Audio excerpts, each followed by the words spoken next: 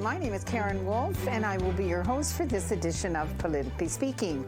This is a Rogers TV Georgina production that engages our community leaders in conversations around issues that are important and matter to you. And as you know, we have just gone through a federal election to elect members of Canada's 44th Parliament. In York-Simcoe, we had 4 candidates running for the seat, and the constituents here decided to re-elect MP for York-Simcoe, Scot Davidson. Scott grew up in Georgina, and he ran a number of very successful businesses during his tenure as an entrepreneur. And in 2019, he decided to get into politics, and he won the York-Simcoe by-election when then MP Peter Van Loan retired. He went on to win the seat in a 2019 federal election, and we are delighted to have him with us today as the newly re-elected MP for York-Simcoe. Hello, Scott. Thank you so much for being with us. We're delighted to have you. And thanks, Karen, and thanks to Rogers TV for having me here today. And I am really excited. We're still running on adrenaline here. Oh, I bet you are. Yeah. I bet you are. Yeah. Well, certainly the first thing I want to do is congratulate you on the win. I know that you worked very hard during this election, and a little bit different because it was a COVID wave going through here, and I'm sure that presented some challenges to you. No, it did, and I want to say thanks, and thanks to Rogers TV for hosting this, and as well, I'm so grateful to all the voters of York-Simcoe for returning me again to Ottawa to represent the greatest riding in Canada. I say this is the soup and salad bowl of Canada, I like to say. So I'm really happy, and I can't thank the voters enough. Well, good for you. Now, I want to spend a few minutes actually talking about the results of that election. So first of all, the voter turnout this year was a little bit lower than it was in 2019. I think we were talking about a little around 54,000 in 2019. And right now we're looking at about 48,000. Now that's without the mail-in, but we know that it's around 2,500. So even then, we're still looking at a number that's a little bit lower. So, why do you think fewer people voted in this election? Well, Karen, this election was a challenge with COVID, number one, and I'll just say election night. As you know, I think there was a number of lineups in Keswick and Sharon, and we feel that a number. Literally hundreds of emails, texts, and phone calls about people that said, Scott, I'm not staying. It's over 2 hours. I had a number of people that actually drove by 3 times and saw the lines and called and said, Scott, I can't vote. I'm not waiting in line, which is unfortunate. It was, yes, absolutely. So you finished the evening actually with 49.6% of the vote, which is up from your performance in 2019, which I think was around 46.3%. Correct. So how have you interpreted that improvement in this support? Hard work, Karen. Always hard work. And you know what? Again, this was a campaign I don't think anyone really wanted. And we went out and worked hard. We had a plan. I think I've worked hard in this community. And, I look at myself as a riding MP for the community. I try and do as much as I can in the community because I think that's very important. So I think I've worked hard for this community. And, again, I want to thank the voters for rewarding me for that hard work. Yep. Okay. So in 2019, the Green Party, together with the Libertarian Party, together, I think they had about 6,000 votes. And as you know, neither party had a candidate on the ballot for this election. So I'm just wondering, where you think those votes went. Yeah, there was a poll done that I saw nationally that asked Greens, basically, if there was no Green candidate, what was their second choice? Over 40% said they had no second choice. And number 3, believe it or not, was Conservative. At about 28% said they would vote Conservative, and then it fell to NDP and Liberal from there. So whether we garnish some of those green votes, I would hope to, given my work here in the riding, with Lake Simcoe and various other things, my initiative in the House of Commons for my plastics bill, Bill C-204. So I would hope that, they took a hard look and said, we'll put an X for Scott. Okay. I had heard that some people were very, very disappointed not to have a Green Party candidate on the ballot because, Georgina is very environmentally conscious, and I think a lot of people wanted to express, their thoughts around voting with the Green candidate. So a lot of people were a little upset about that, I think. But the candidate for the People's Party of Canada in York Region, who was Mike Lauder in 2019, so this is his second campaign. He garnered 875 votes in 2019, and he went on to receive about 3,500 votes in this election. So what do you attribute that wave of support to? I think, Karen, with COVID and everything that's going on, there's a lot of people that are disenchanted, upset at government, upset at various policies, and I think, that was a spot that more people, thought they could put their vote this time, almost as a protest vote, to the traditional parties. So I think we saw that. I think nationally it was running around 7-8%. That they garnered in seats where they were strong running candidates. So I think that's what we saw here. Yeah, and I mean, across all of Canada, do you think the People's Party of Canada hurt your party's performance with that number of votes that came in and the percentage of the vote that they got? I haven't looked. I haven't done a takeoff yet. I think there's probably 3 or 4 seats that they did affect the outcome of the election. Like I said, I've been out picking up lawn signs and doing everything else. To have a look at the national numbers, how they all rolled out, I haven't had a really chance to have a hard look and see how that's affected it across the country. Any opinion on what you think their future is going to be? Well, I think it's something that traditional parties are going to have to look at. I think nationally they garnered, 800,000 votes. Yeah, and they had 300,000 in 2019. Yeah, so that's a significant it's increase. a significant increase. They've tripled their vote there. And, you look at the Greens, I think they had under 300,000, this year, which is probably troubling for them. Yeah. So, moving forward, both those parties, the People's Party of Canada and the Greens, they're going to have some work to do if they want to transition those numbers into seats. Well, sure. The Greens at least have 2 seats, and the PPC didn't, despite the fact that they got, almost just under 1 million votes, didn't get a seat in Parliament. That's right. I'm proud to say the Conservative Party of Canada did win the popular vote for a second time. Yes. In this election. Yep. And so in the end, the results of this election are not going to make much of a difference in the makeup when you get back to Ottawa and of the House of Commons. It's still a minority government. Do you think that that's going to stand? Well, I think, right now, I think the voter has told everyone that we didn't want this election. This was $700 million. We had no change. And I think they said, get back to work. That's what the voter has said. So there's a job to do. There's a job we have to get finished in Ottawa and get through this pandemic. And I think that's what the voters made very clear. Yeah. So you think the minority government will stand for what? At least 18 months? I would say at least 18 months. You never know.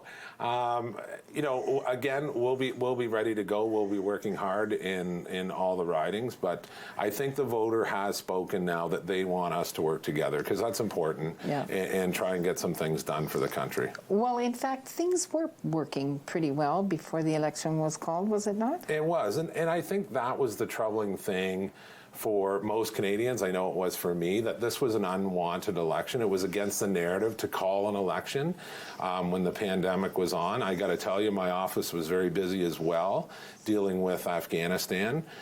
We had half of the province of British Columbia on fire. So a lot of people were very frustrated why we called this election. And there was people talking in the beginning, they were even worried about, Elections Canada being able to pull off a pandemic election, which they did. However, we're going to have, a hard look at what went wrong for people that couldn't vote. The polls almost shrunk in half in York-Simcoe. And you would think in a pandemic election, I know they lost their schools, that they would find more locations to spread people out more so you wouldn't have had these big lines. So I think there's a lot of things that we're going to have to look at. Yeah, definitely. And you're right. I mean, I thought when they called, you said, it wasn't wanted, but I don't know that it was even needed. No. Because Parliament seemed to be working. And we were in the middle of a crisis, and not just one crisis, a number of crises. No, and the pandemic being the biggest one. Yes. And Parliament was working, and again, that was the frustration that, people looked at this for sure as a power grab, taking advantage of the situation. And, what happens in Ottawa is everything goes back to zero.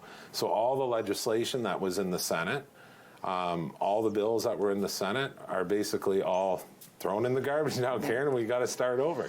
Well, that's one of the things we're going to talk about as we get a little bit further in. Any idea, what could bring this government down? We're hoping, it lasts for at least 18 months, but what could do that? Well, I think, right now, again, the voter has spoken to members of Parliament that are elected now that we want you to get back to work and work together. And don't play games. Everyone's got to play in the sandbox now, Karen, as I like to say. So, I think it's going to be very tough for anyone to trigger another election for sure in the short term. And I think everyone saw, I would say the frustration and some anger with our Prime Minister calling the election when he did. Yeah, we definitely saw that. So in this election, the Liberals received the lowest percentage of the popular vote in Canada's history, and the Conservatives received the highest in the last two elections, from what I understand.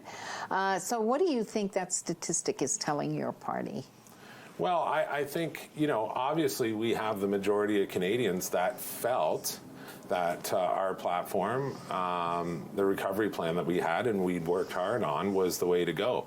However, in the system that we have, that did not transfer into seats, unfortunately. So again, we're going to have to double down, work extra hard. And, we make up the official opposition in Canada, and I think that's a very important job that a lot of people don't talk about. Our job now, and my job as an MP, which, the voter in Canada should want, our job is to hold the government to account. That's what you expect. And my job is to make the government the best it can be, point out deficiencies, work together, and, bring about real change and meaningful change for Canadians and make it the best it could be. Okay. So during the campaign, you said if you were elected, you would, and I'm going to read this, in quotes, focus relentlessly on jobs, wages, and getting Canada's economy and finances back on track as quickly as possible while making life more affordable for Canadian families. End of quote. So I want to go through each of these election promises and drill down on how you can accomplish them. So first, jobs. Many companies are desperately trying to attract workers to fill job vacancies, and they're falling short. So how can we get Canadians back to work?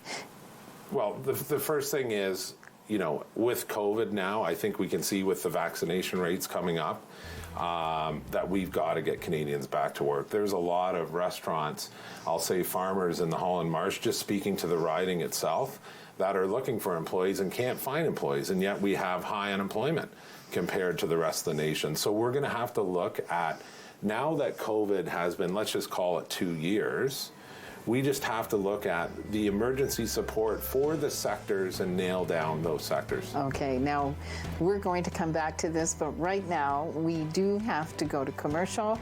So please don't go too far away. We will be right back with MP Scot Davidson, and we're going to be talking a little bit more about the results of the election and some issues here locally. Please stay with us. Looking forward to it.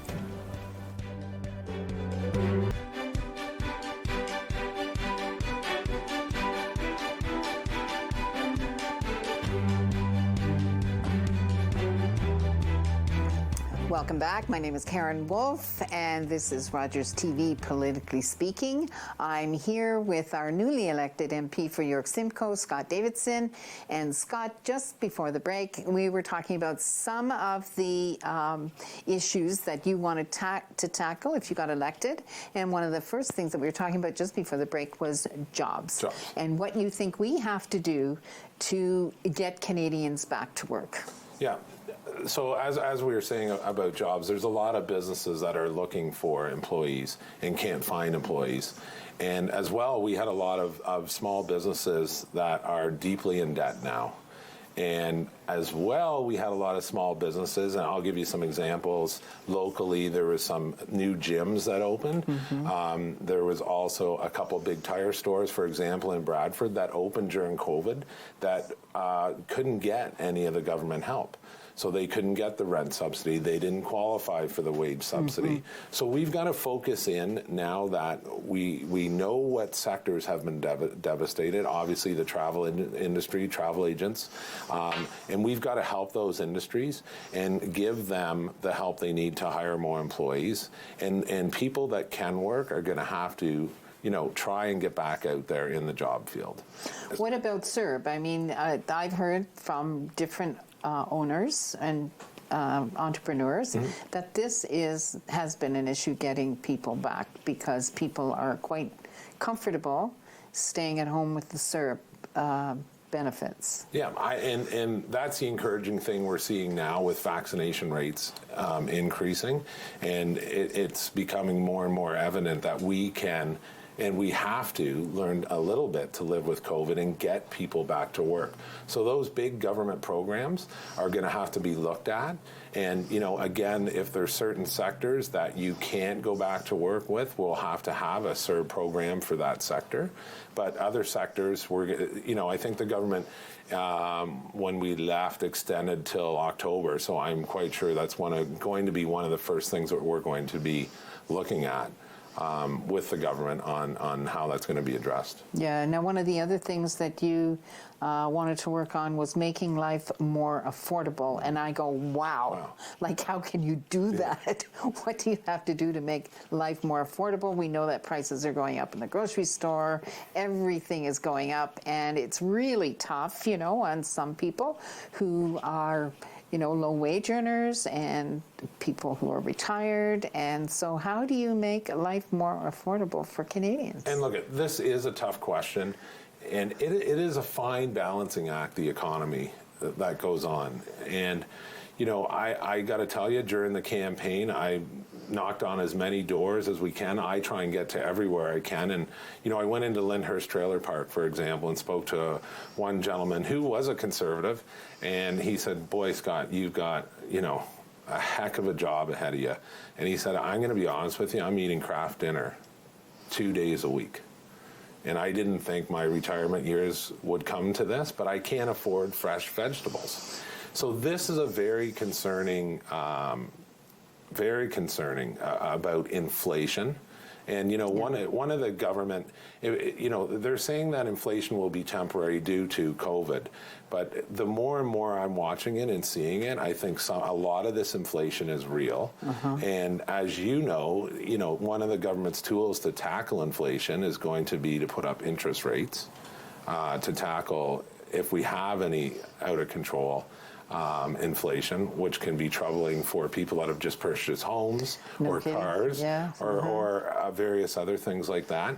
So it is going to be a fine balancing act. You know, one of those things, we're going to have to get more people back to work. And again, those big government programs, you know, that are out there, we're going to have to look at, do we have to cut some of those back and get people back to work and earning paychecks? Yes, and I mean, to attract people to the jobs who are on the CERB, there's a question of whether or not the wage has to go up. No, that's right. That's going to be stuff that looks at, but that all, again, flows into inflation. So everything that you do, I always say, has an equal and opposite effect in the economy. That's why it's going to be a very tough balancing act. And, you know, the same goes with housing. We've seen housing go up, call it 30%. So what will you be promoting then to get our economy back? Well, I will be promoting getting Canadians back to work, obviously looking at helping small businesses and businesses become more efficient as they can, and try and open up as much as we can to live the best we can with COVID, because we have to move forward on that. All right. So what do you think is the key to successfully steer Canada through this pandemic toward economic recovery then? Because I know your party had, they were the party that was going to, they had a big platform for economic recovery. That's right. So, what's the key here to steer us through this pandemic and get us there? Well, I think the key is, again, we nailed it down, is getting people back to work. We had a 25% subsidy for that to get employees. We had a capital exemption for companies that wanted to invest in capital.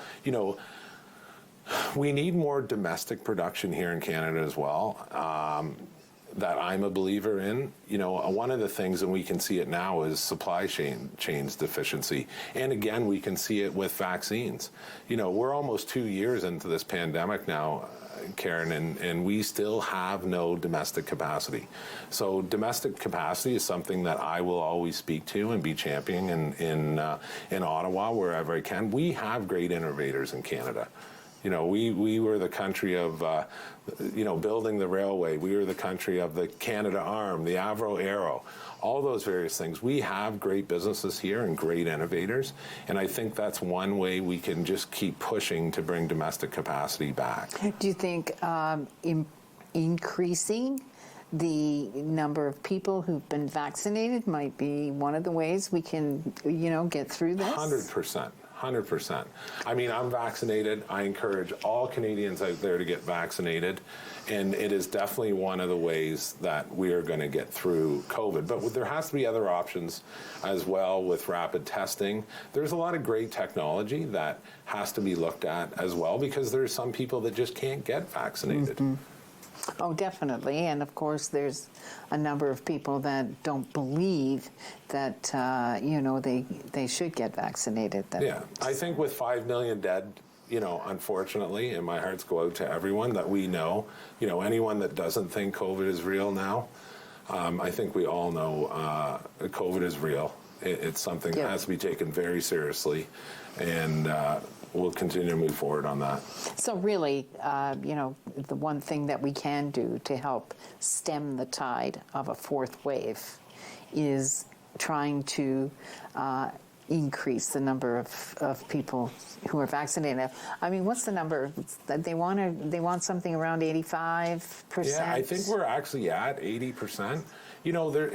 And I think good data and letting Canadians know all the information is very important. And that was another frustration, I got to tell you, with the election being called in the middle of the fourth wave. Even the Health Canada updates from Dr. Tam even stopped all of a sudden, which they recalled after 2 weeks of that stopping, because I would go to doors, people had a lot of questions. And I can tell you they're calling now, and that's why, the House of Commons has got to come back to ask the tough questions of the government.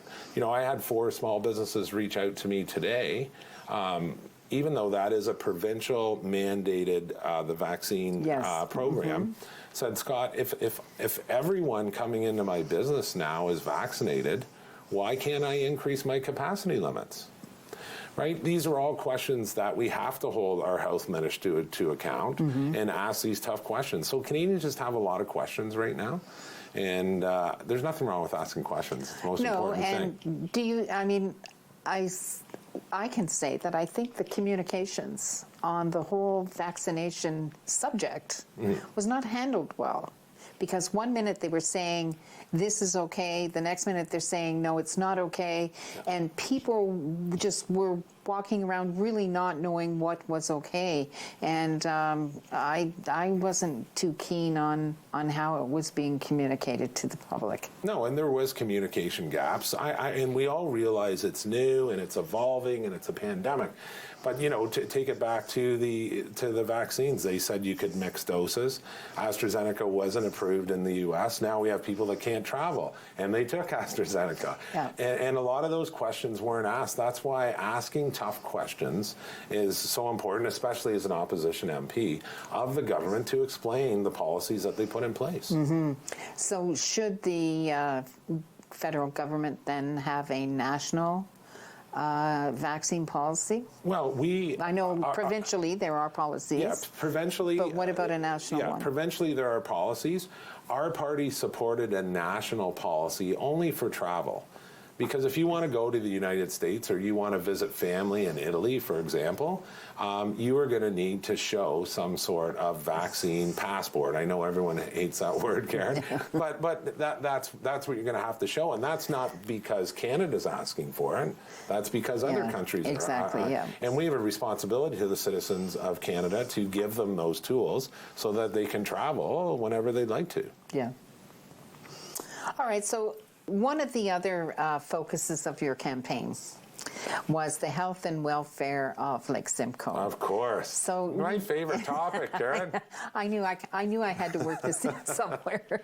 So Georgina, we know, is a waterfront community, and Lake Simcoe is under the jurisdiction of the federal government's Department of Fisheries and Oceans, with some responsibilities being managed through a partnership with the Ontario government.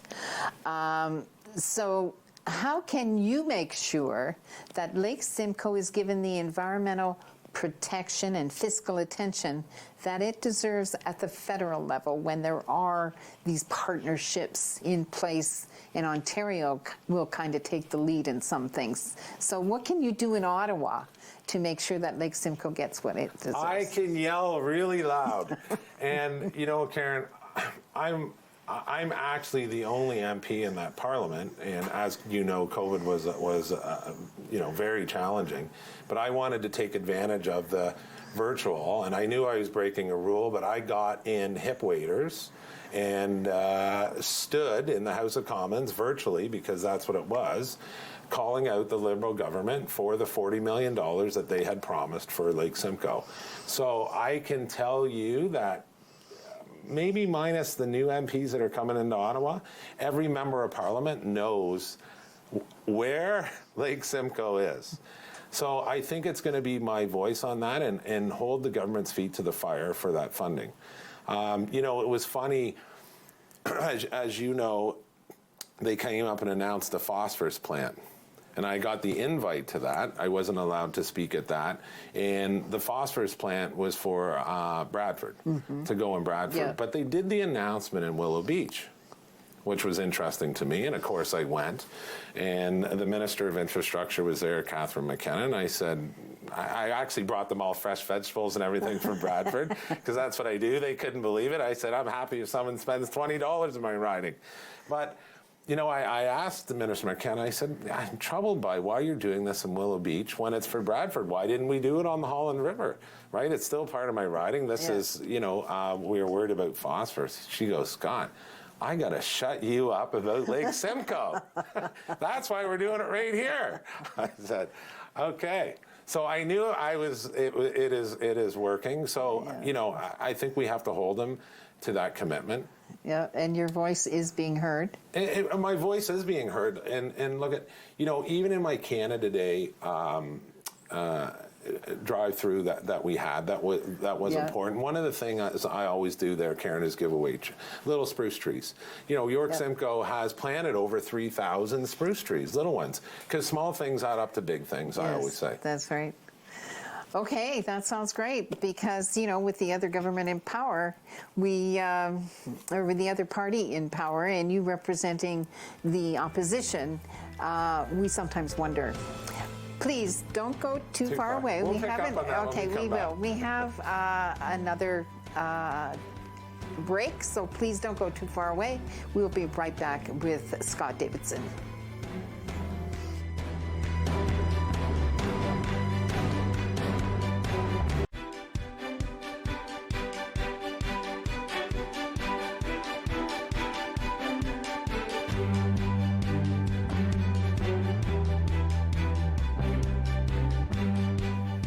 Welcome back. My name is Karen Wolfe, and I'm here with our newly elected York-Simcoe MP, Scot Davidson. And Scott, just before the break, we were talking about Lake Simcoe, one of your favorite subjects.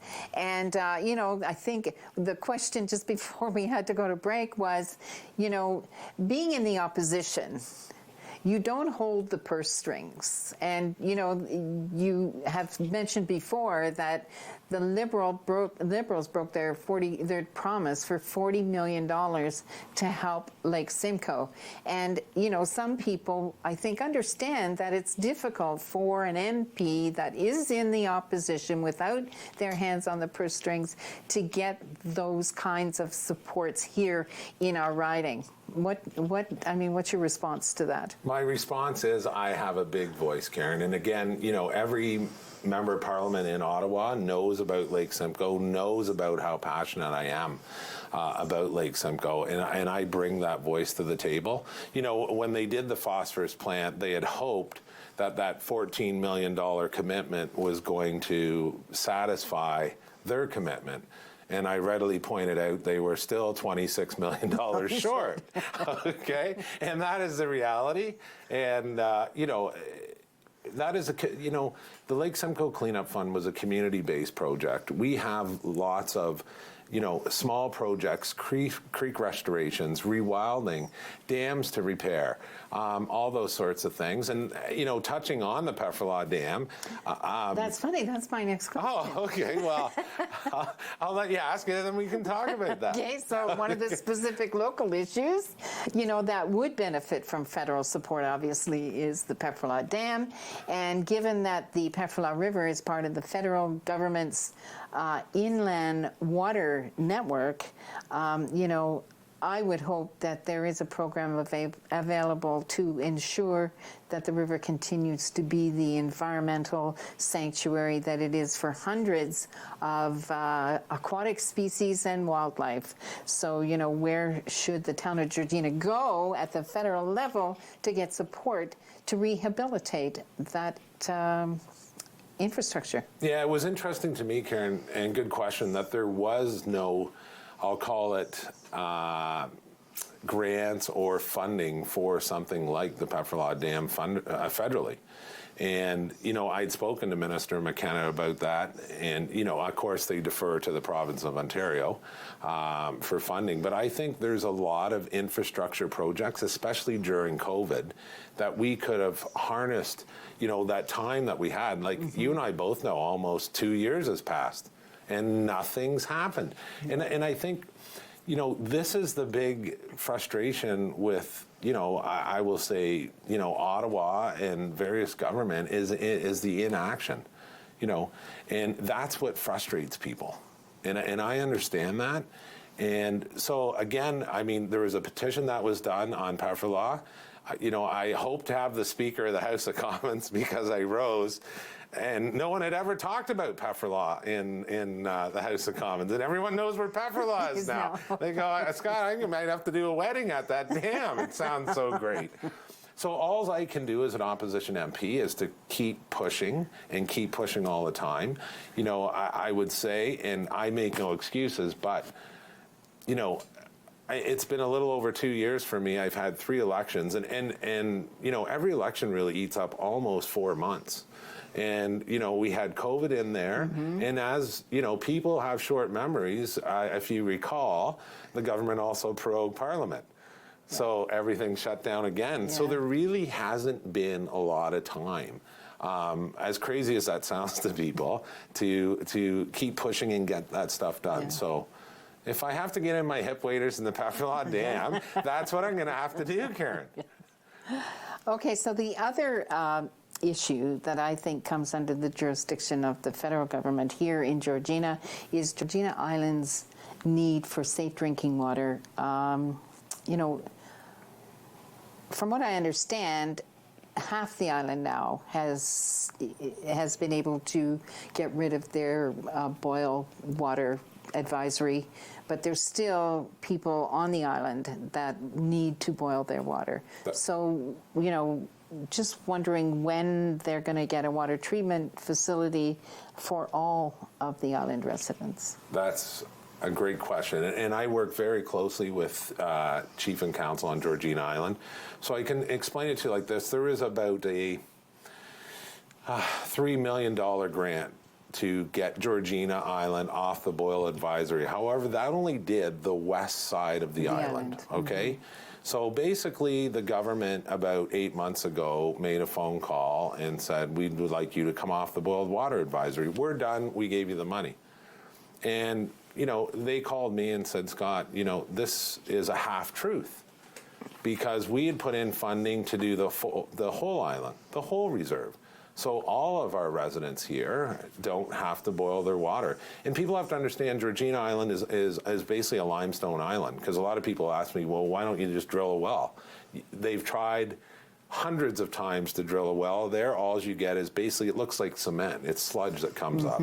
So there is no drilled well option on Georgina Island. So the government, I haven't spoke to Chief and Counsel in the last little while, but behind the scenes, I'd spoken to the minister twice, and I think now I'm hoping that it is fully funded. And it's been years. It's been years, and this has to be done. And we look at First Nations right across Canada. We talked about infrastructure, Karen, and to me, the government is out making big infrastructure announcements here and there and everywhere. Your main focus is basically infrastructure announcements should stop until we get this boiled water advisory dealt with. End of story. Yeah. Full push, get it done, let's move on. Sounds like you're getting close on this one. Yes, we're very, very close. Good. Well, I'm sure the residents in the island would be happy to hear that. Yes. Yep. Okay, so I want to talk a little bit about a bill to amend the Canadian Environmental Protection Act, 1999, and this was for the final disposal of plastic waste. Now, this was a bill you introduced in February of 2020, and on June the 22nd, 2021, it received second reading in the Senate and was referred to committee. That's right. And then we had an election. So what now is going to happen with this bill? After it's going to be 2 years now soon, right? It's all over but the crying. And that's the unfortunate part. Is that tears? Yes, it is. All that hard work is gone. And, the world's oceans are going to suffer because of it, Karen, and I think that's where the tear comes from. That was a bill I worked. I don't understand how all of that. Why does it have to be scrapped from committee in the Senate? Yes. I mean, that's very close to the end of getting a bill finalized, isn't it? Yes. How do you just scrap it? We could probably have a whole show on the inner workings of government, because I had to learn. I didn't know really how everything worked, and that is very frustrating. To me, the Senate shouldn't be used as a political tool. So any legislation the Senate is given, they should have to finish before they rise. That's what I believe. The conversion therapy, Bill C6, got stuck in the Senate. My bill, there was a number of bills that got stuck in the Senate. I had talked to senators. I was 1 hour away. It needed 1 hour at committee, and it would be passed. And so it's extremely frustrating. So what do you have to do now? Well, I made sure that we got it in our Canada Recovery Plan. So now I'm going to have to get up in the House. I'm going to have to push the Liberal government to bring that back, is what I'm going to have to do. Or find another MP if I don't get drawn high in the order for a private member's bill to bring that forward. Because I did a lot of work in that was the great thing about when I got elected in the by-election. I knew that I had to build relationships across the aisle very quickly. There was a lot of MPs with the NDP, Gord Johns being one of them, in British Columbia, that I worked with on this bill. So working across party lines, it had the will of the House. I got all the votes on it. It was moved to the Senate, and it truly should be legislation now. But it's not. So we have to start all over again. Really? Mm-hmm. So you're looking at another couple of years. Mm-hmm. Well, there's going to be another election. Well, I'll probably say the most frustrating thing, if the Prime Minister hadn't prorogued Parliament, it would have been law now. Because when he prorogues, all legislation goes away, except private members' bills. Oh, okay. Yeah. So there's all. It's a big chess game, Ottawa. I'll give you a Kleenex to wipe the tears. Okay, so I want to tackle some of the issues that all of the parties actually were facing during the election. And you participated in an all candidates debate that we had, that Rogers TV put on.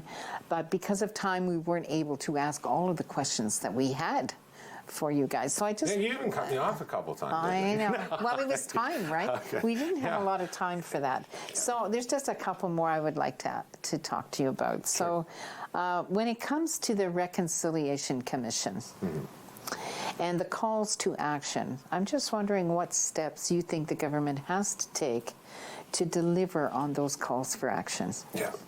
Well, just to take you back, Karen, as you know, my wife Suzanne is First Nations, a member of the Georgina Island. My son he's a volunteer firefighter on Georgina Island. When we knew about the possibility of these graves being sound, and the night that happened, we were literally sick to our stomachs about it. And the Truth and Reconciliation report has been done. The government has dragged its feet on it. We've said that I think it's sections 71 to 76 have to be implemented immediately. We have to do whatever it takes to return those children home and to find out exactly what happened and speak the truth to that. Right? That is still, and I don't think it was talked about enough and I'm glad you brought it up today, on the federal campaign. That is still an open wound with people.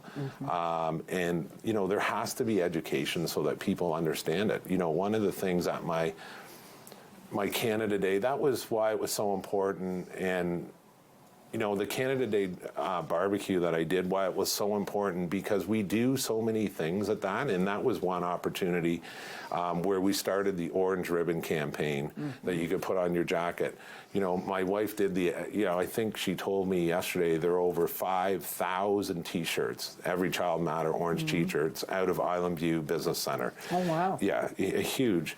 And so it was something, and I gave everyone a copy. We had over 1,300 people through there of the Truth and Reconciliation report, so people could read it and have an understanding.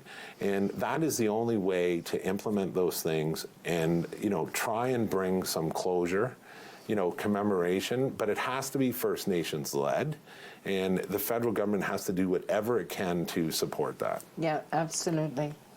So the province is moving forward with the 404, 400, we'll call it the Bradford bypass, but linkage. Yes. And do you support that? 100%. Yeah, do you have any concerns about it? Well, I mean, the concerns I have, obviously, is environmental, like everyone else. But I feel that our provincial environmentals are robust. All the studies are being done. And that's a piece of infrastructure that's been on the books for over 30 years. And I think there's been 3 surveys done. Over 80% of residents say that it's needed and that they want it. We can't get 80% of people to agree on anything. Look at the federal election we just had, Karen. And, I've spent a lot of time as an MP in Bradford. They can't do a downtown revitalization. Highway 11, the other night I was coming out, Friday night before the Monday of the election, was backed up all the way to the Newmarket Hotel. Traffic is just, cars basically idling. They were over an hour and a half to get through there on a Friday night. So it's a piece of infrastructure that's needed, but I think, we can do leading edge environmental. This can be a 16-kilometer road that we can have, tree plantings, rewilding on. We can look at new catch basins for, salt and whatnot comes off. Okay, I have to interrupt you because we have another break coming up. So please don't go too far away. Scott and I will be back in just a minute. Please stay with us.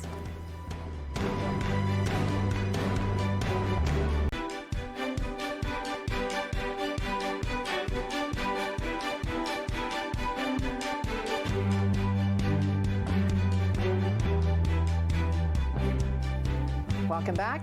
I'm Karen Wolfe, and I'm here with Scot Davidson. And just before the break, we were talking about the 404-400 bypass.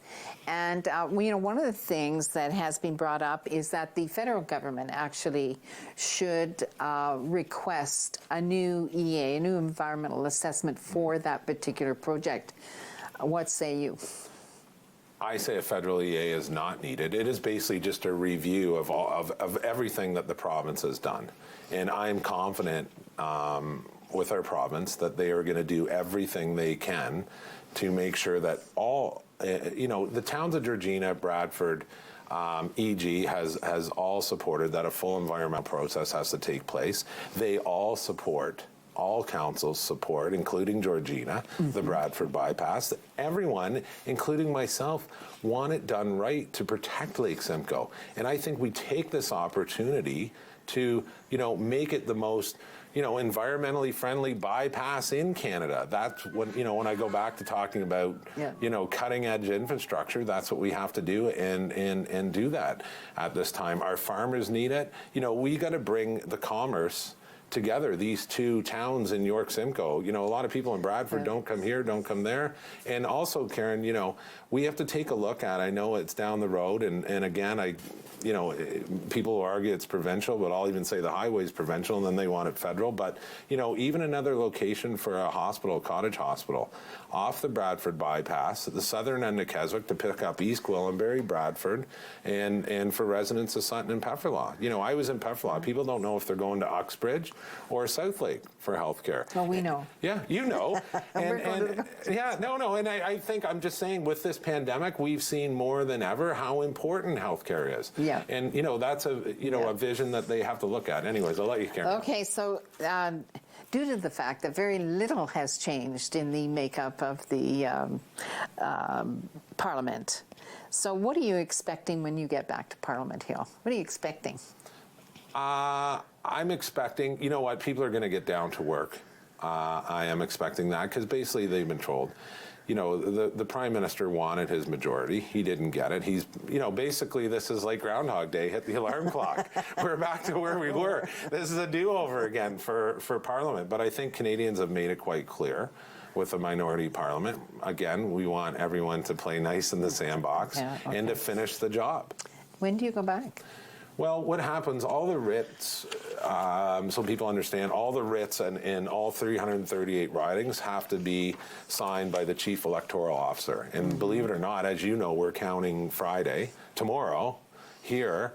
The mail-in ballots, that usually takes between 26 and 30 days. And then following that, every MP has to get sworn in again. 26 and 30 days, did I hear that right? Yes. To get every writ back signed by the Chief Electoral Officer to certify the election in every district. Once that is done, then swearing-in ceremonies are scheduled for every MP, and then following that, there'll be a throne speech. And then it's Christmas. I know. You know what happens? And I think Canadians, here we go. No inaction again, Karen. It's all inaction again. And I mean, again, that's frustrating for me. I'm ready to get back to work today, but this process has to happen, and that was the unfortunate part of having this election. Again, everything's back to square one, and here we go again. Get ready and wait. Yeah. So. Okay, so here's maybe a tough question for you, but Aaron O'Toole's indicated that he will be ready to lead the Conservatives if another election is called within 18 months. Do you think that's a good idea? Well, I think, he worked hard on this campaign. He's only been leader for a year. The election's been over 2 days ago. I would rather someone say that and go, I'm not sure if I do want to lead this again. I think, his heart was in it. He worked hard. I think he ran a good campaign. It didn't resonate. So it's all going to be looked at. There's going to be a review when we get back to Ottawa done on it, and we'll have all those discussions. This is still fresh, and everything will be looked at. Again, he still won the popular vote, Karen. And I know it didn't transfer into seats, and I'm more disappointed about that as anyone is. Yeah. But we'll look at things going forward. Okay, so let's get a little up close and personal here. So when you have a day off, I know, you're going to have some time before you go back now, but when you are in Ottawa, what do you like to do when you get a day off? When I'm in Ottawa? Or no, when you get a day off from Ottawa, what do you like to do? There is no day off. Karen, I'm telling you. Now, wait a minute. Yeah. Didn't I read that you like to golf, you like to fish? And yes. did I also read that you fly small planes? I do fly small planes. Really? And I do like to fish. Now, I didn't know that. Yeah, that's the only holiday I did take this year, and I owe a number of holidays to my wife, Suzanne, now. But that we go up north and go fishing, and I do love that, and I do float plane flying. But this job, I haven't played golf. I played one round of golf in 2 years, and that was at the Bradford Board of Trade golf tournament. Just because you don't have any time, I'm again a constituency MP. I like to get out to as many events as you can. That's where you can have these conversations with people and know what the issues are. And it's those issues we have to bring back to Ottawa to discuss. I would have never found out about the Pefferlaw Dam or the CN train that was I have a loud voice. You would have heard about it. Okay, Scott, listen, I've just been delighted that we were able to get together in the studio. And I want to thank you so much for taking time out of collecting all the signs that you're out there doing. Still going back, changed your clothes to do that. But really, I want to thank you for coming in and congratulate you again on being reelected. And to our audience out there, I want to thank you for being with us and thank our crew here in Rogers TV. And please, we look forward to seeing you again. Thank you. Thanks, Karen. I won't take my foot off the gas.